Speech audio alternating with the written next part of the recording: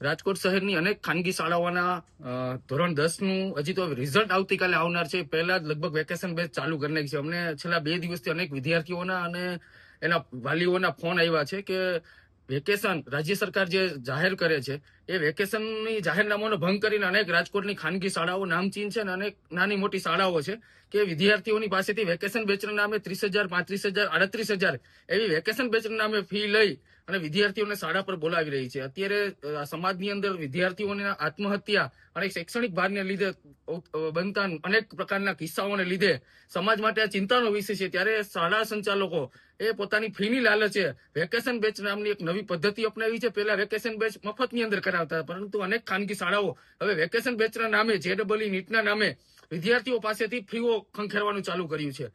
ગઈકાલે બરોડા DOએ આ પ્રકારનો પરિપત્ર કર્યો છે કે કોઈ પણ ખાનગી શાળા વેકેશન દરમિયાન ચાલુ રહેશે અથવા તો શૈક્ષણિક કાર્ય ચાલુ રહેશે તેની ઉપર કાર્યવાહી કરવામાં આવશે, દંડ આપવામાં આવશે, તેમજ DO દ્વારા શૈક્ષણિક જે ચેકિંગ આવે સરપ્રાઇઝ એ કરવામાં આવશે. એટલે આજે અમે રાજકોટ જિલ્લા શિક્ષણ અધિકારીની આ બાબતે રજૂઆત કરી છે કે છેલ્લા 2 દિવસથી અનેક વિદ્યાર્થીઓના અને વાલીઓના ફરિયાદ આવે છે કે ભાઈ વેકેશન એ વિદ્યાર્થીઓને પારિવારિક લાગણીઓ માટે અને બહાર ફરવા પરિવાર માટે જવા માટે તણાવ મુક્ત થવાનો સમય છે અને રાજ્ય સરકાર વેકેશન બહાર પાડતી હોય તો એના માટેનો કોઈ આશ્રય હોય, એના કોઈ કારણો હોય.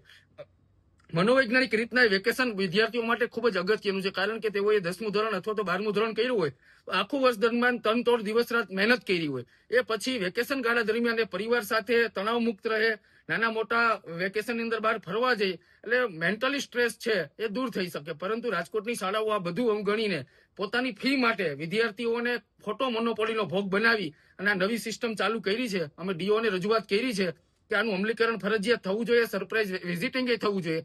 જો આ નહીં થાય તો આવનારા સમયની અંદર જે શાળાઓ વેકેશનની અંદર ચાલુ હોય છે ત્યાં અમારે હલ્લાબોલની જરૂર પડશે તો અમે કરવાના છે.